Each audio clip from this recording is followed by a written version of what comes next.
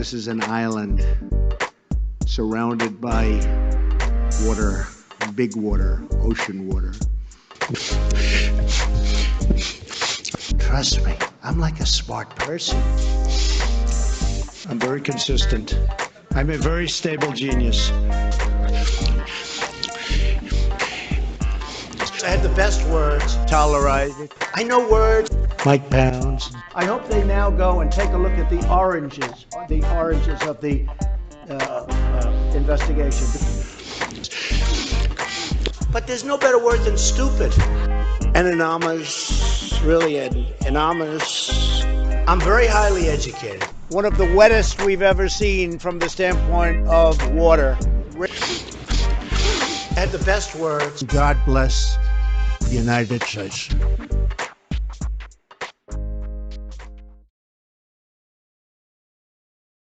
Now witness the firepower of this fully armed and operational battle station. Big massive dumps.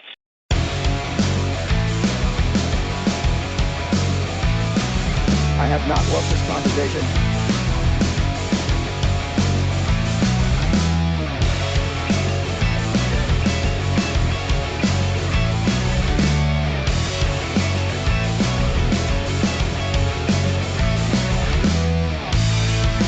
Who's got a hammer?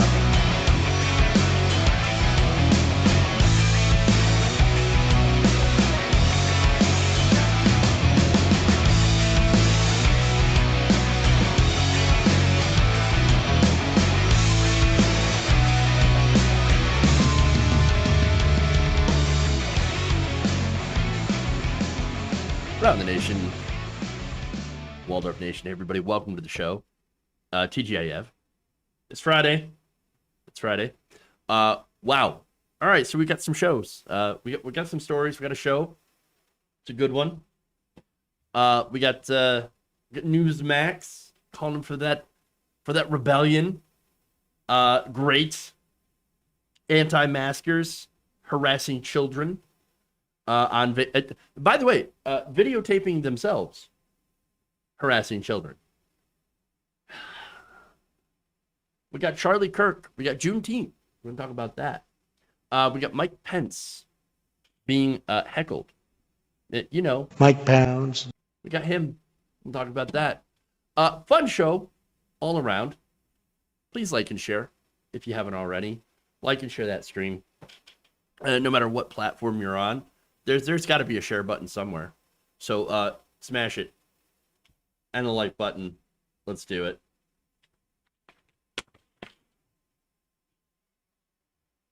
Look at that, just diving right in.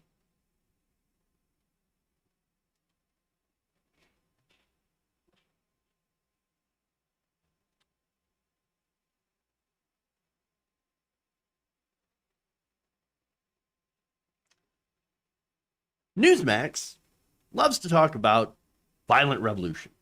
It seems to be a theme in conservative circles. They love the idea of cosplaying patriot and revolutionary. So now I'm going to show you a video of Newsmax host Chris Salcedo suggesting that states will enter into a rebellion against Biden's socialism and likened it to the rebellion in Star Wars. I'm going to show you the first half of that video. Take a look.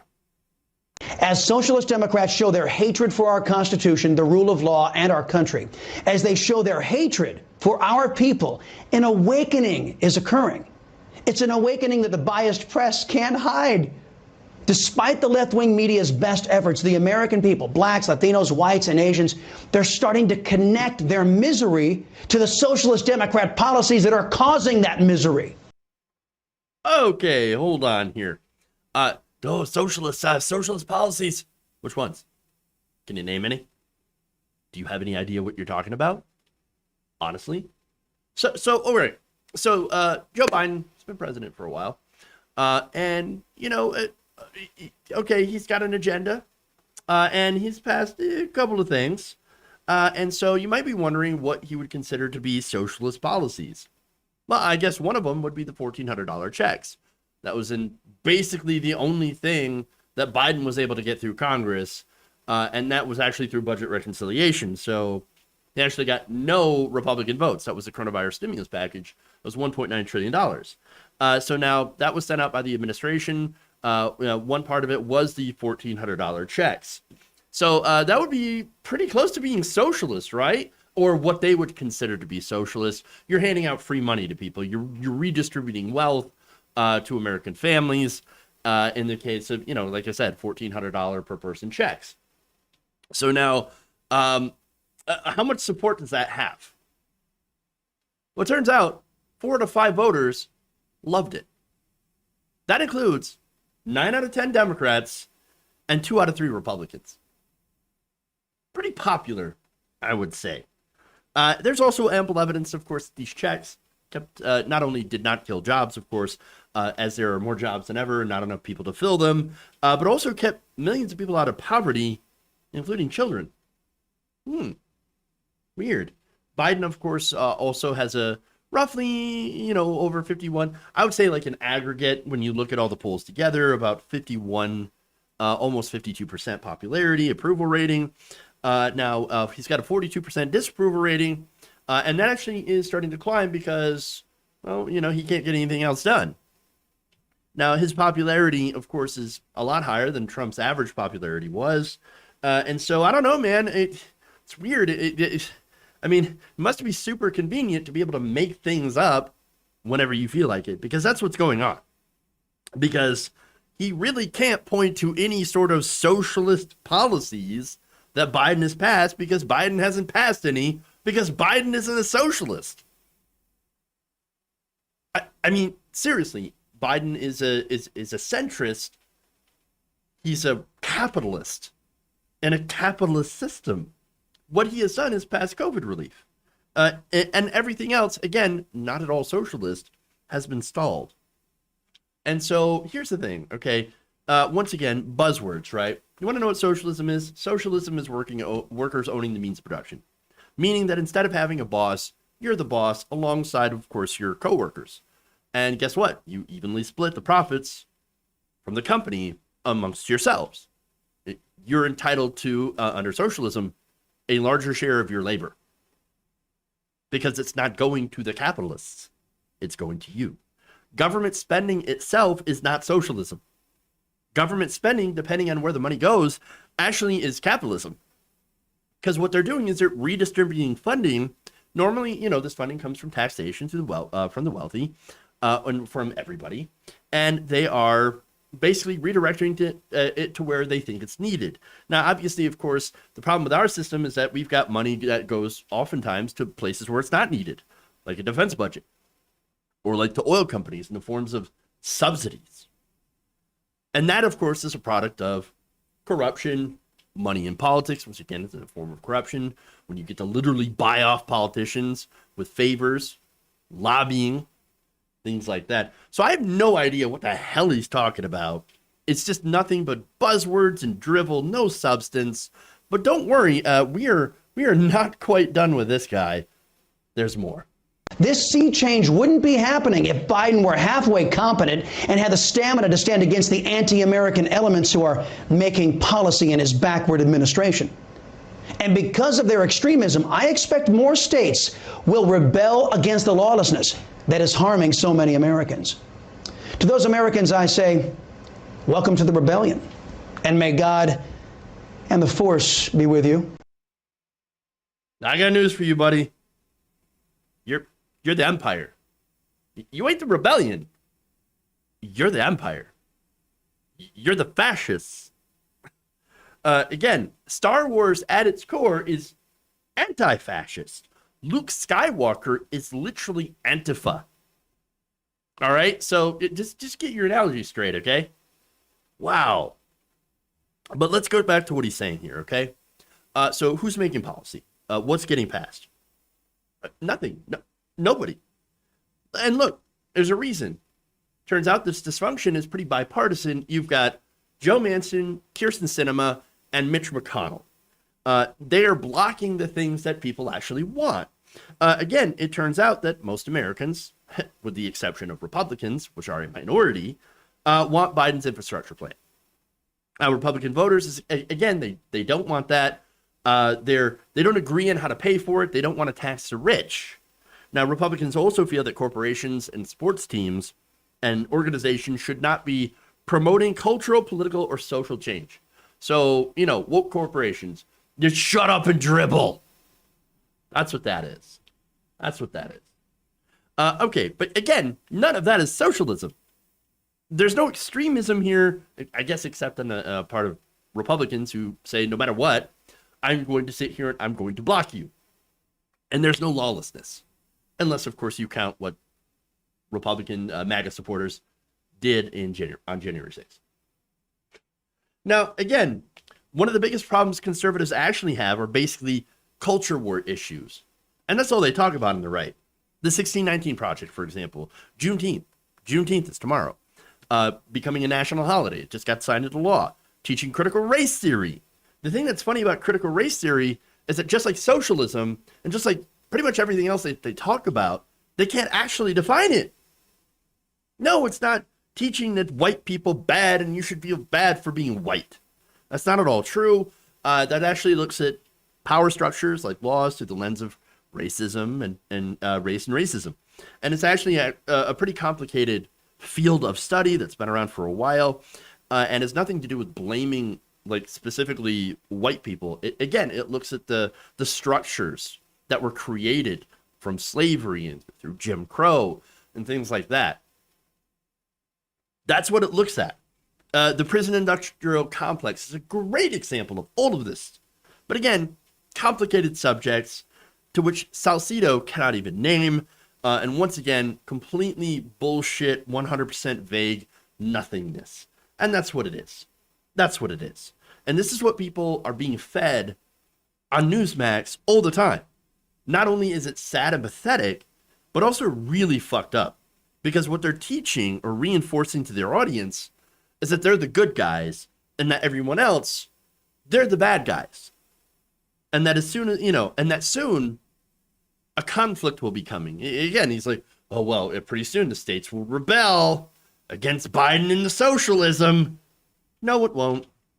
But again, he's telling people, hey, get ready for it. There will be a revolution. There will be a rebellion. And you know what that means when it comes to the right wing? Arm up, get your guns, and get ready for violence. Always. It's complete and utter dangerous lunacy.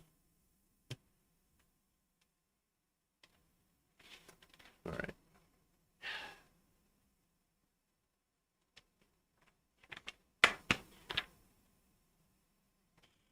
Moving on, let's go to the anti-maskers.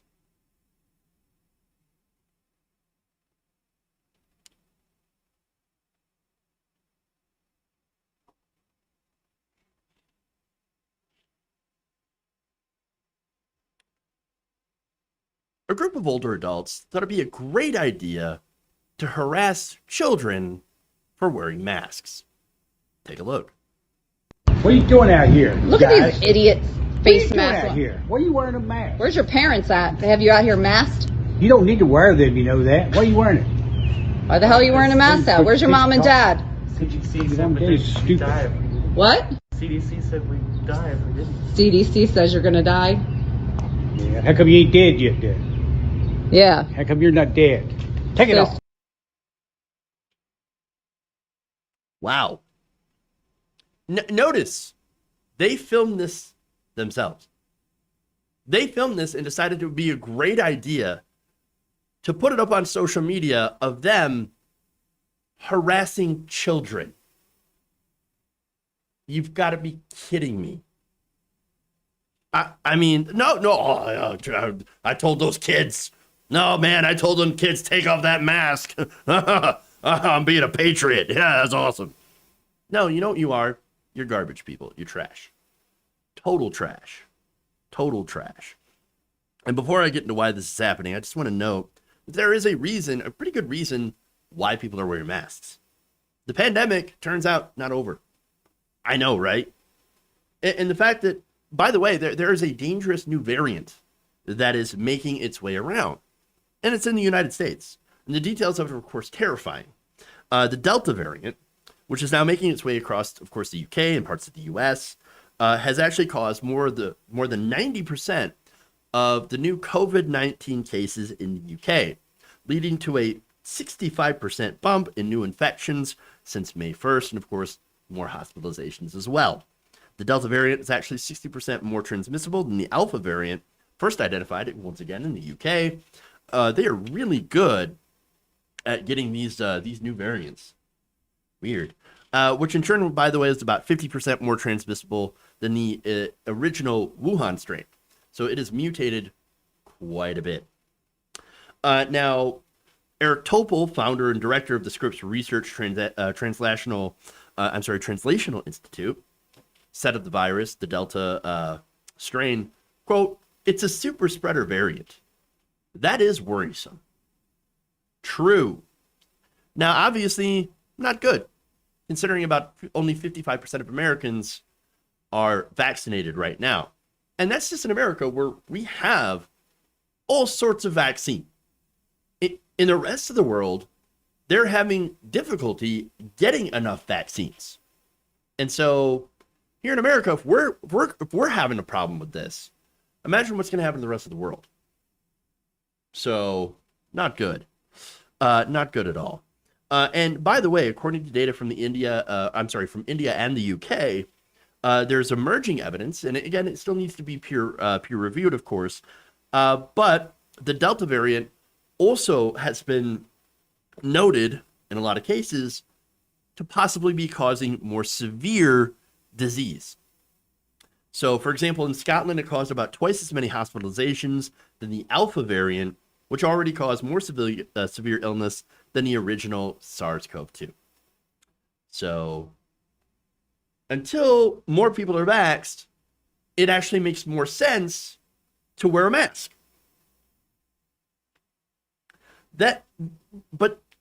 I guess going back to the video here, why do you have supposedly grown-ass adults going after children for wearing a mask?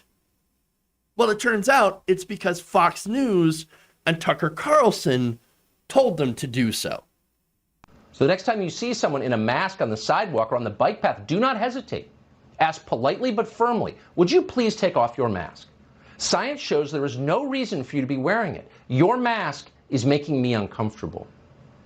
We should do that, and we should keep doing it until wearing a mask outside is roughly as socially accepted as lighting a Marlboro in an elevator. It's repulsive. Don't do it around other people. That's the message we should send because it's true. As for forcing children to wear masks outside, that should be illegal. Your response when you see children wearing masks as they play should be no different from your response to seeing someone beat a kid in Walmart. Call the police immediately. Contact Child Protective Services. Keep calling until someone arrives. What you're looking at is abuse. It's child abuse, and you are morally obligated to attempt to prevent it. Child abuse. Child abuse. I'm sorry, but harassing children that are not yours in the street seems a lot more abuse-like. Wow. He's such a bad person. He's such a terrible person. Terrible person. Oh, it's disgusting. You wear your mask outside. Disgusting. No, I know who's disgusting.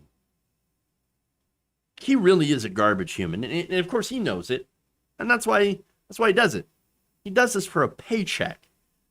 He knows what his audience wants to hear, and he's able to get away with it. Of course, because hey, guess what? He is the #1 cable-rated host on television. There's nothing that he could do or say that would have Fox cancel Tucker Carlson. He is their #1 guy, their #1 show. Imagine that. The #1 show in America, headed by a white nationalist, yet one of his writers was busted literally as a white supremacist, a conspiracy theorist, a fake populist millionaire, the heir of a fortune. Who imagined that somebody like that would be the top views getter among Republicans? It's almost as if the people who watch him are bad people. Weird.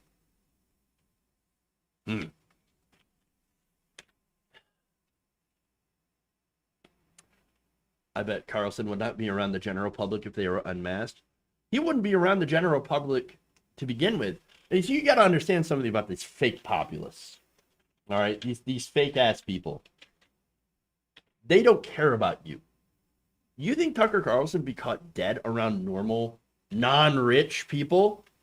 Tucker Carlson is most likely vaxxed. He won't admit it, but he's probably vaccinated. Of course he is. And so he wouldn't be caught dead around the rabble, around the regular people. That's who he is. He's a fake populist, and he doesn't care about regular people and makes money misleading people. And that's what it is. It's a Swanson area, yeah. All right. One more story, then we'll take a break. Let's go to Charlie Kirk.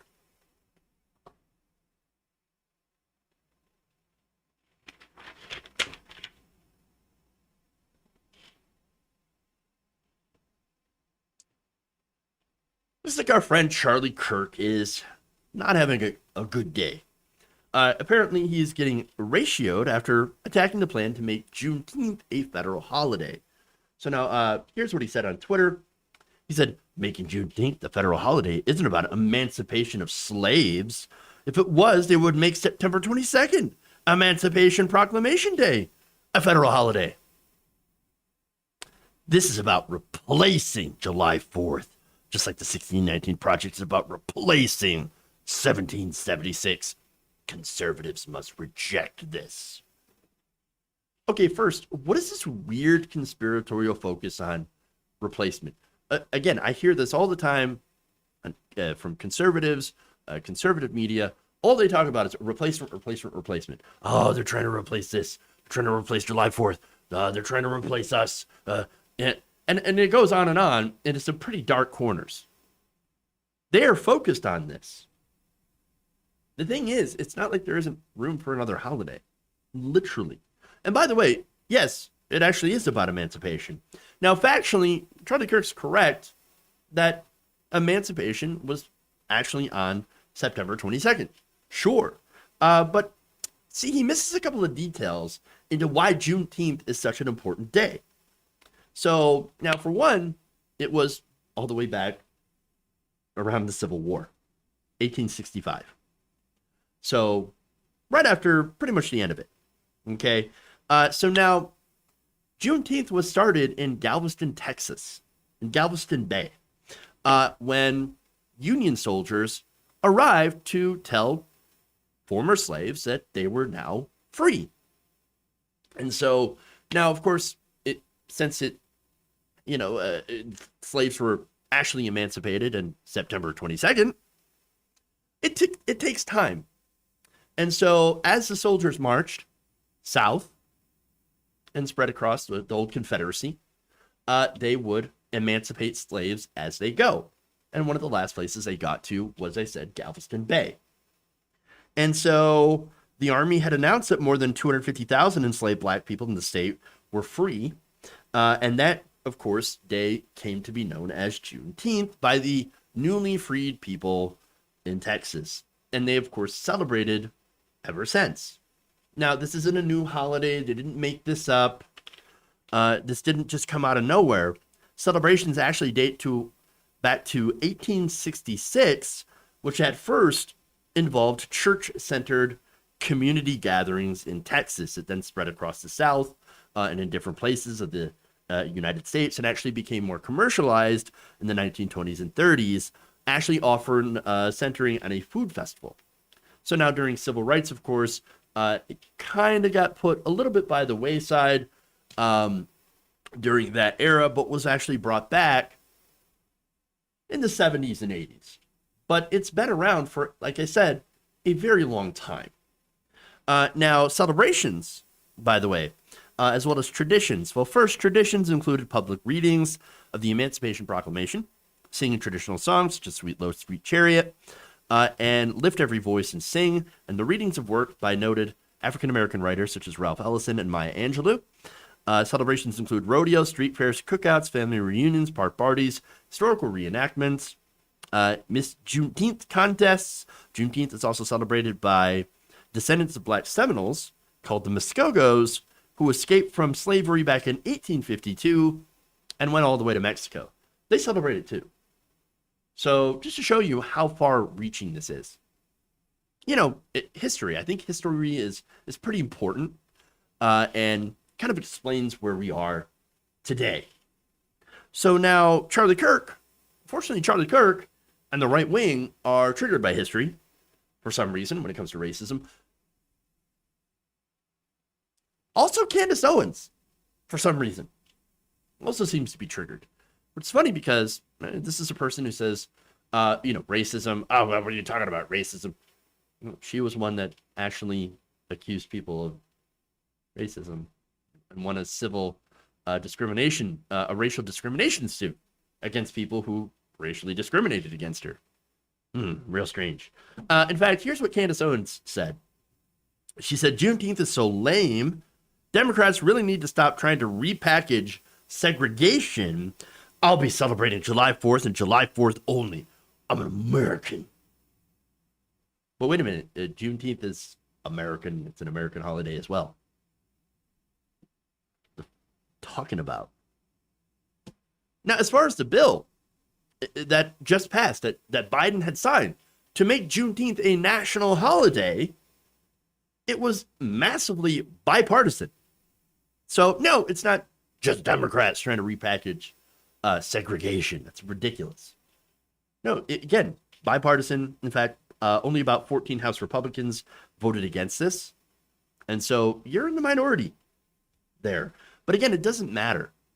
Charlie Kirk, Candace Owens, Tucker Carlson also, of course, was against it. They are literally the biggest grifters and bad faith actors in the country. And they are the ones who are absolutely raging about this.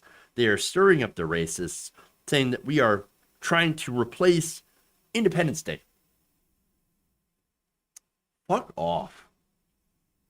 And by the way, there's some fun stuff. I want to show you some pictures, but I'm going to have to actually set it up here of some tweets by Charlie Kirk. So just give me a second to pull those up. So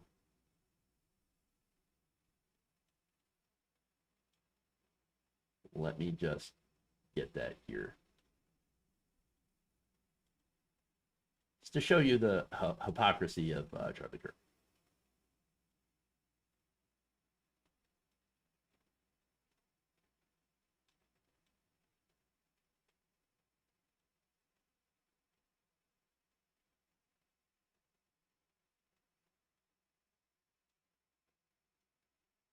So here you have Charlie Kirk, an old tweet from 6/20/2020, saying Senate Republicans are introducing legislation to make Juneteenth a federal holiday.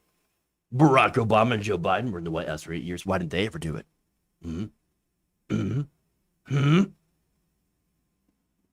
So wait, if Republicans do it, then it's okay.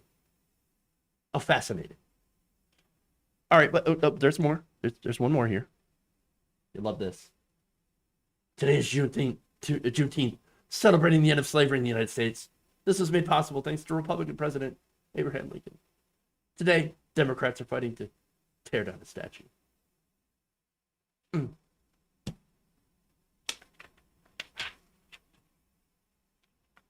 Full of shit.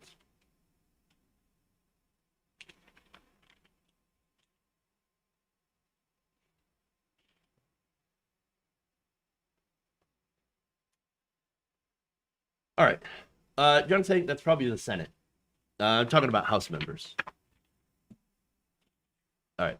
I'm going to take a quick break here. We're going to come back. We got a couple more stories here.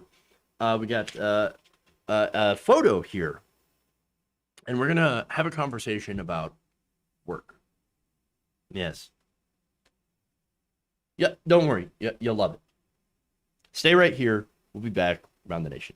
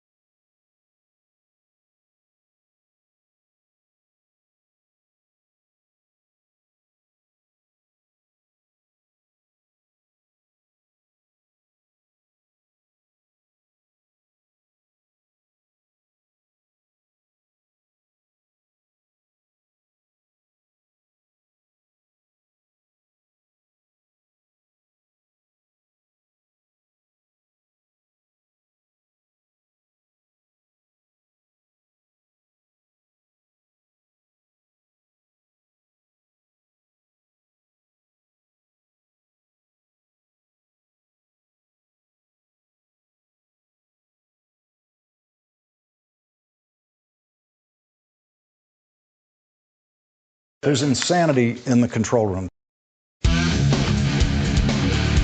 Who's got a hammer?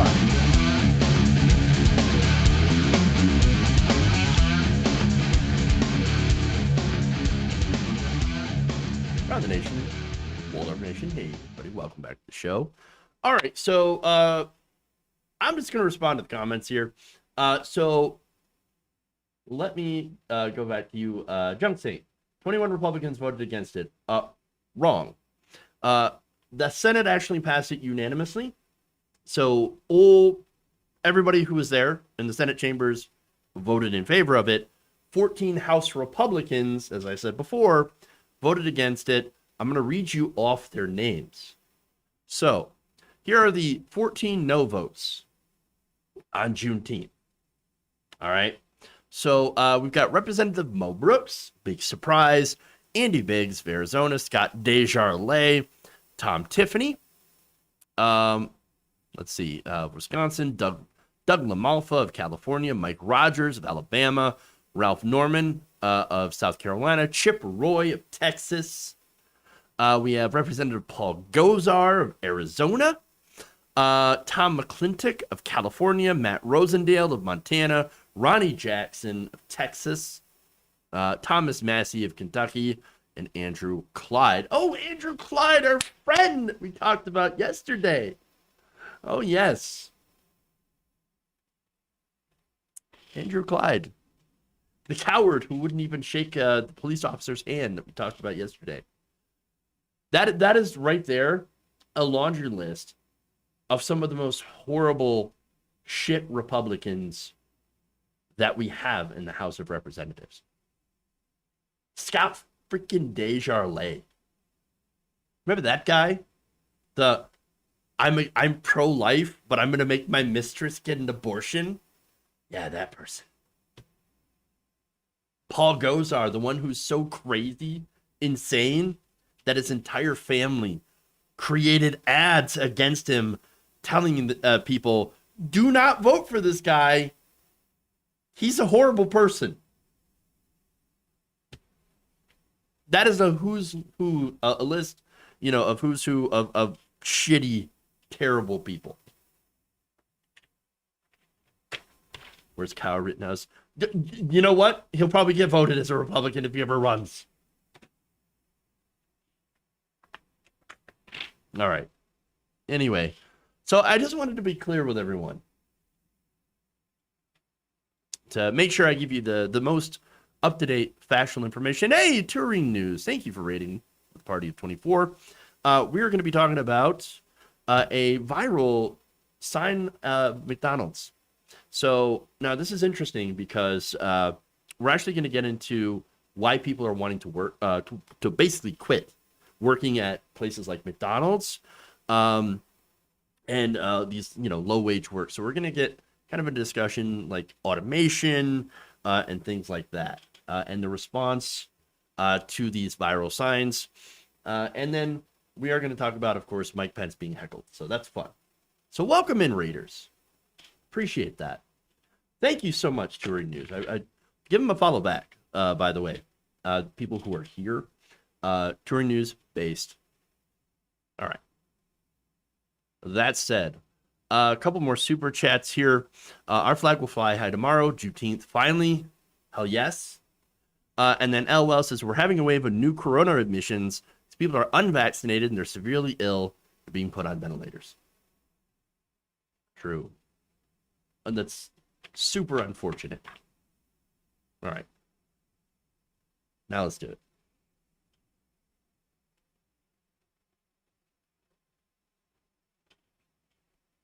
Well, I'm going to have to put up that image too. So hold while I get this shit ready.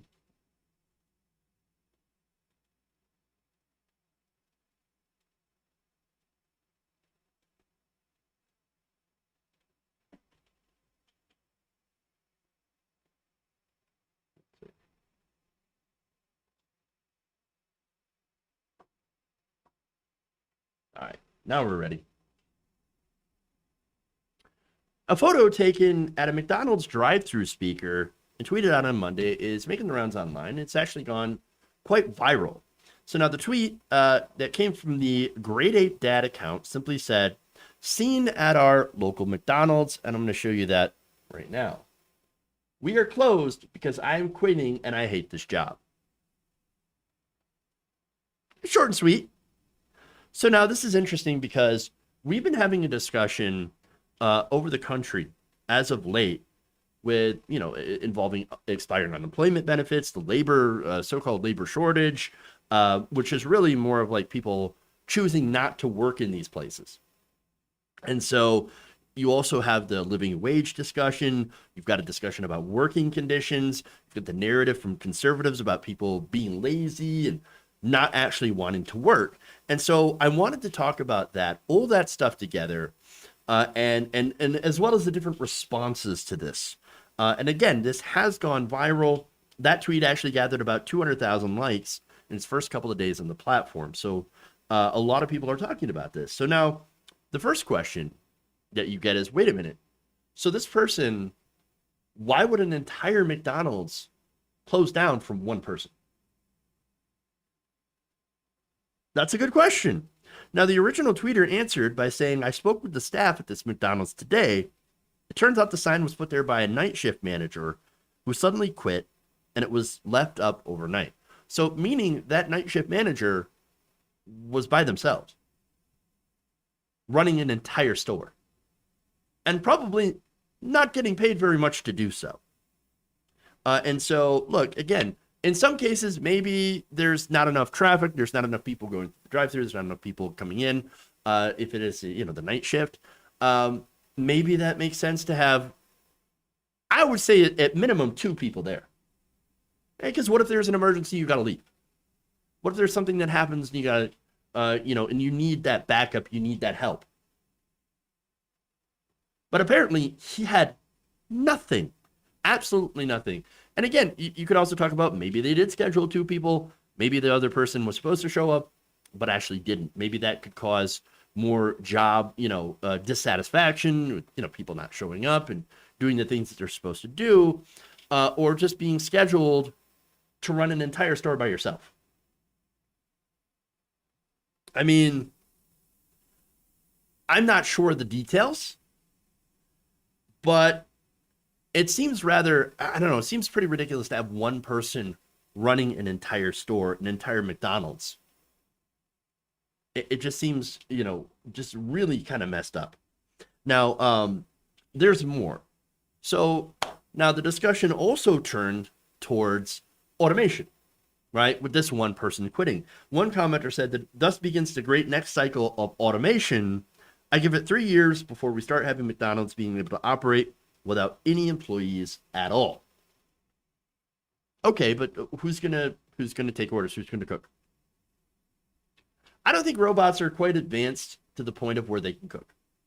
But it is interesting to talk about, of course, automation. I've mentioned it before on different shows. I've had a conversation with Ben Dixon about it. I think that in an ideal world, we would have automation that would lead people to work a lot less than we do now. Okay, not having to work, or not having to work as much. Now, of course, then the obvious question from a lot of people is, how are people going to survive then if they can't work? What's going to happen?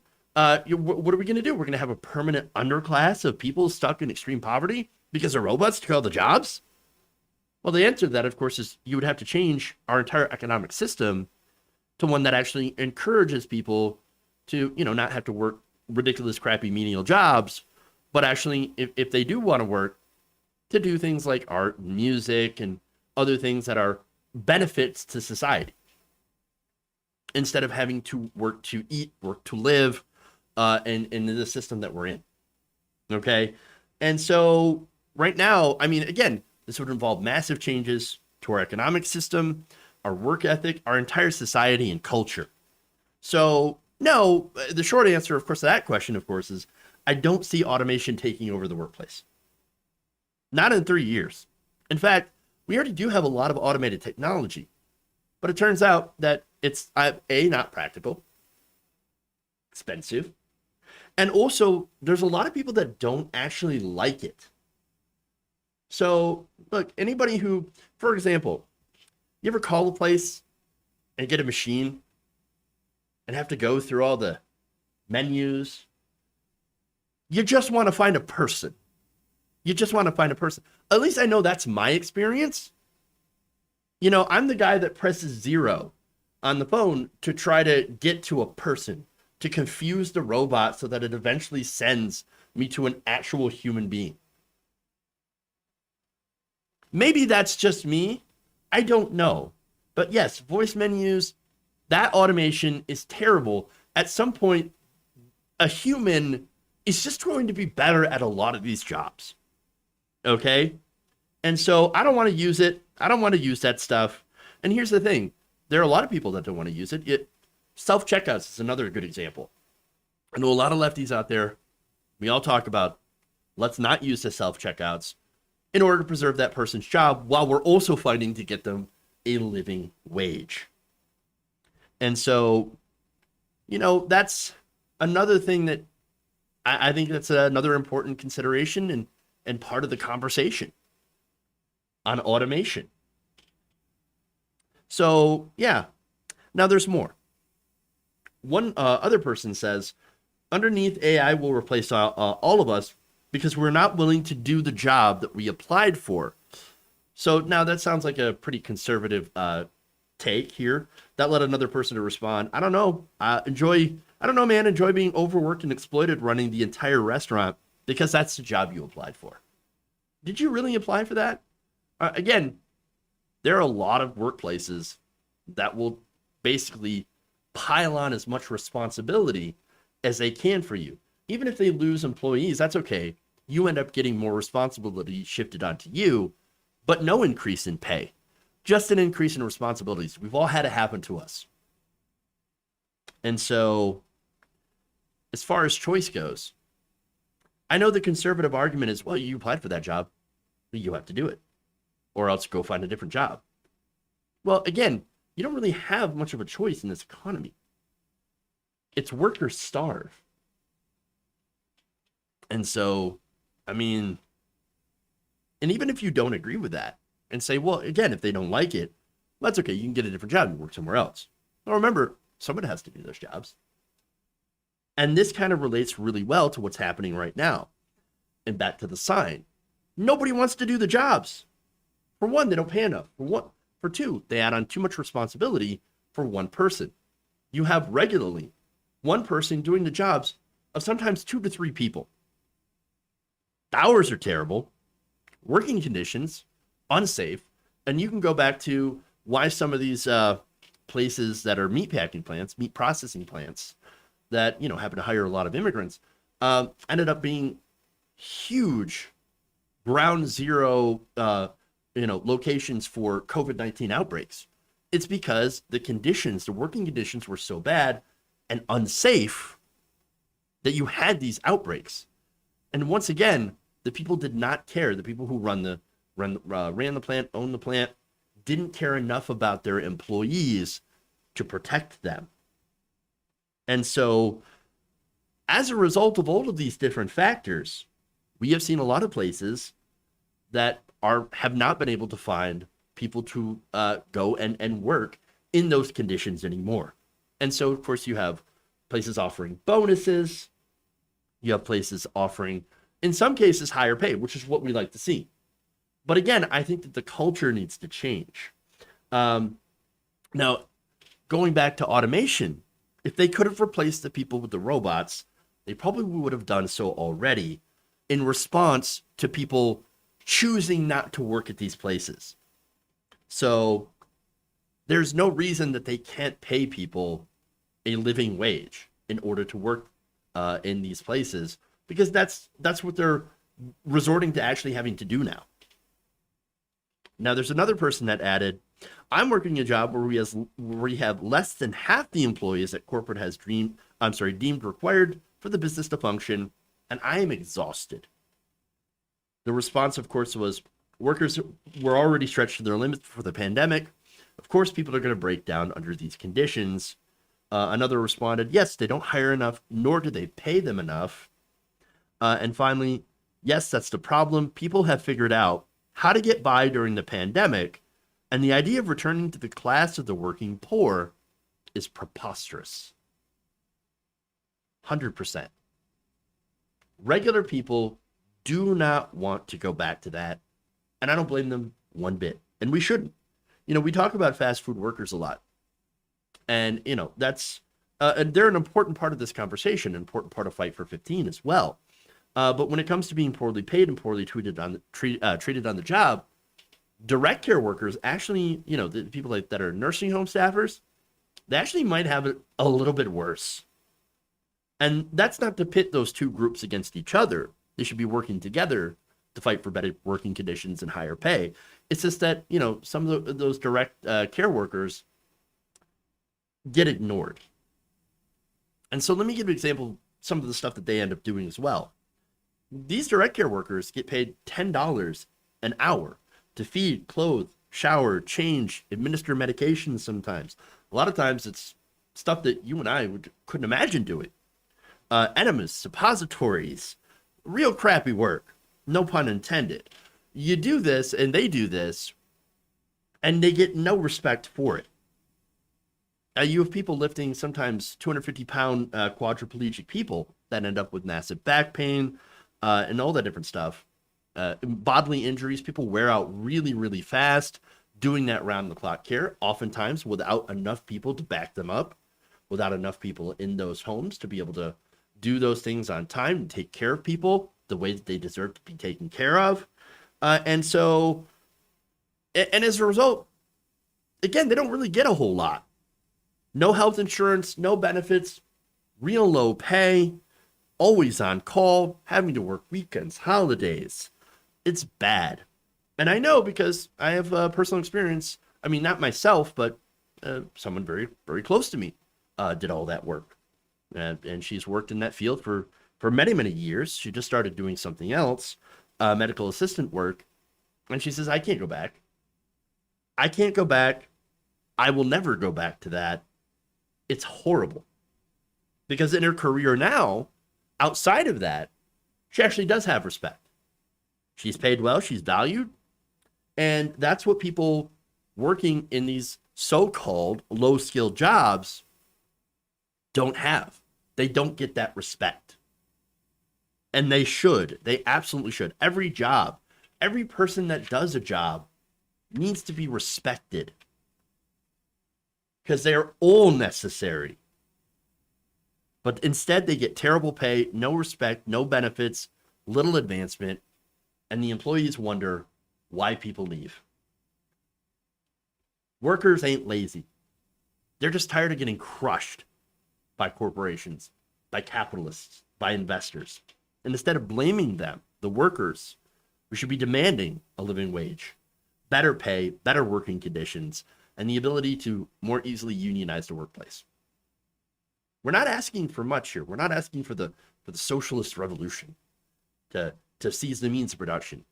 We're just right now asking for the bare basics of humanity. Fair pay for fair work.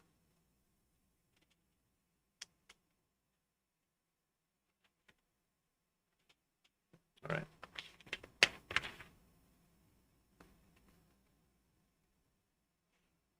Don't worry, we'll get to the next story here. Thank you for all the new follows, by the way. Mighty Duck Shoes, thank you for subscribing with Prime. Crazy Hawaiian and PA, thank you for that tier 1 sub, for gifting that sub. That's awesome. Out of touch rich people are like, ew, he worked at a gas station. True. Again, going back to what I was saying about Tucker Carlson, how, again, these people call themselves, Donald Trump included, say, oh yeah, we're for the common working man. They wouldn't go near a regular working person. They despise working people. They despise the rabble, the working poor. Automation without a guaranteed income creates dystopia. It was what I was talking about. Thank you, Paul. I appreciate that. All right.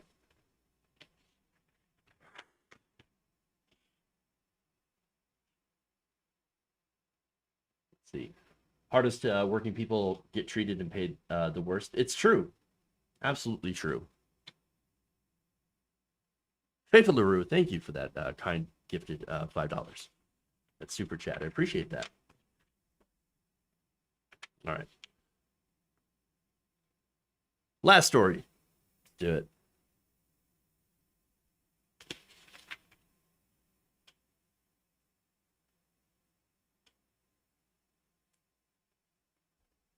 Former Vice President Mike Pence is still not the most popular person in MAGA world. He recently drew some angry shouts and jeers from some MAGA chuds at the Faith and Freedom Coalition conference on Friday. You're going to love this. Watch. It is great to be back with so many patriots dedicated to faith and freedom and the road to the majority.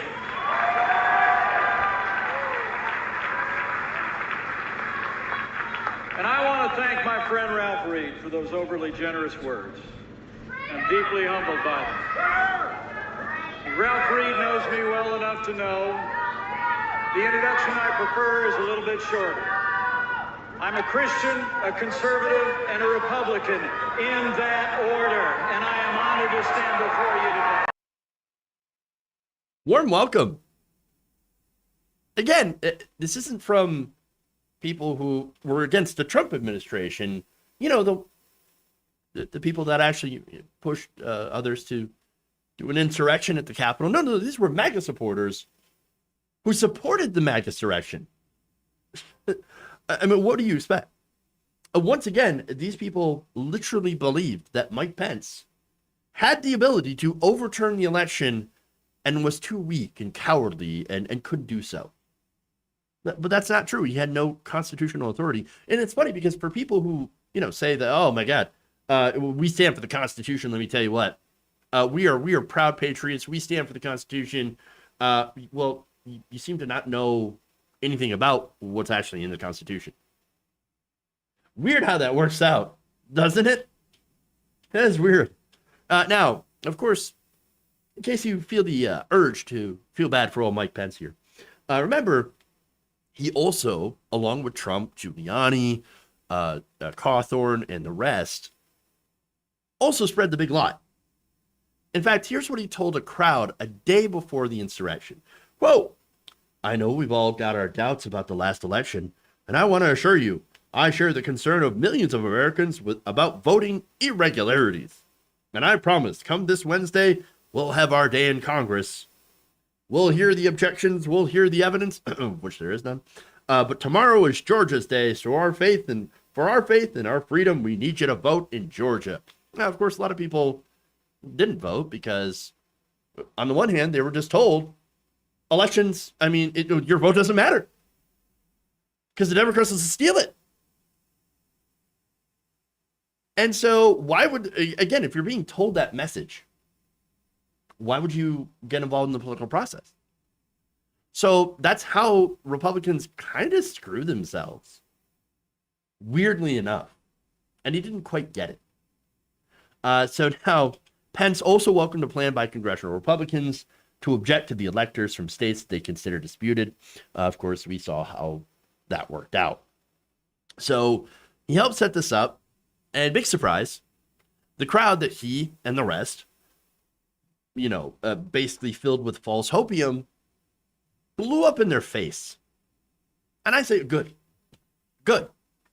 Again, remember, during the insurrection, they were chanting, hang Mike Pence. Mike Pounds. Sad. Pence, and by the way, Pence, good. It couldn't have happened to a better person. Pence is an extremist. Never forget what he did as governor of Indiana. Brutal anti-choice bills, being in favor of torturous gay conversion therapy. He is a terrible, horrible person. Went along with all of Donald Trump's shenanigans until, again, it eventually blew up in his face. Now, the guy belongs absolutely in the trash alongside of his former boss. And that's really all I got. That's really all I got to say about that one. All right. Hey, unfortunately, that's all I got today for you all. We're going to do a raid. Don't worry. So we're going to raid into the surfs today. So everybody get ready for that. So those of you who came in from Touring News, we're going to go to the surfs. Surfs based. So if you haven't went to them before, you're going to enjoy that. Everybody else, thank you so much for going around the nation with me today. Really appreciate all that. All the love, all the super chats, and for you spending time here today. Thank you all. Love you. And remember, change begins with you. Good night, nation. We'll see you all on Monday. Have a fantastic weekend and stay safe. Oh, and enjoy your Father's Day, by the way, for all the dads out there. And yeah, have a good one. We'll see you later.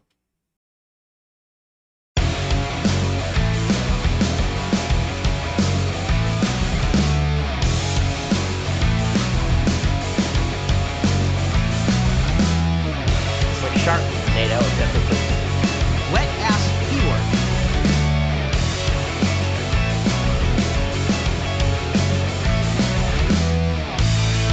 There's some whores in this house.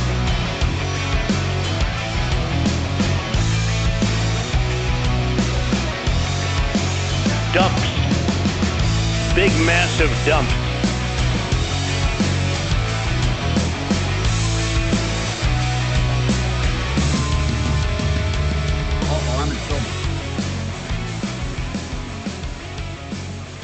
You're kicking me out the door. You're kicking me out the door.